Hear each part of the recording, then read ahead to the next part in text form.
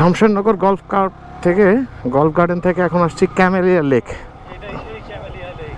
এই সেই বিখ্যাত ক্যামেলিয়া লেক, চা বাগানের মধ্যে। ওরে জোস। By the way, whatever the situation, আমরা কিন্তু একটা স্মুথ রাইড ফিল করতেছি।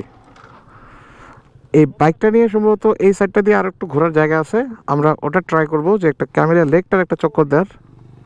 অ্যান্ড আমার সাথে সবুজ ভাই তার FZ25 এবং রাজ ভাই তার FZ25 নিয়ে একটা কড়া কড়া কড়া রাইড দিচ্ছে।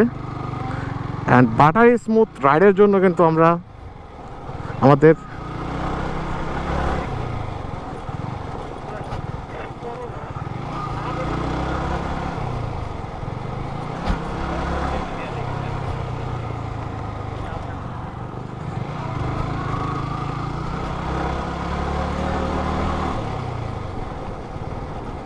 সো এ পর্যন্তই ক্যামেলিয়া লেক এই দিক থেকে। ওই পাশটাতে তো দেখলেনই আপনারা।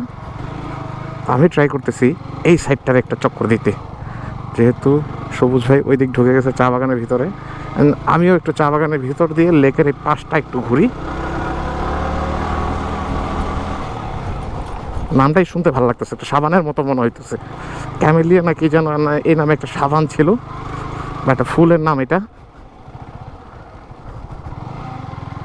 আমরা চা বাগানের ভিতর দিয়ে ঢুকতে ঢুকতে ঢুকতে ঢুকতে কত দূর যাওয়া যায় জাস্ট এইটা ট্রাই করতেছি।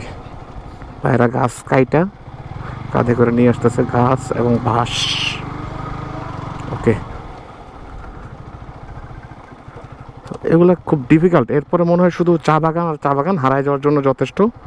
আমরা আর ওই দিকে না যাই, আমরা জাস্ট যেহেতু লেকটা দেখতে আসছি, চা বাগানের দিকে না আগাই। সবুজ ভাই অন্য রাস্তায় ঢুকছে, ওই দিকে ঢুকছে, ওই দিকে। রাজ ভাই ঘুরে ফেলান।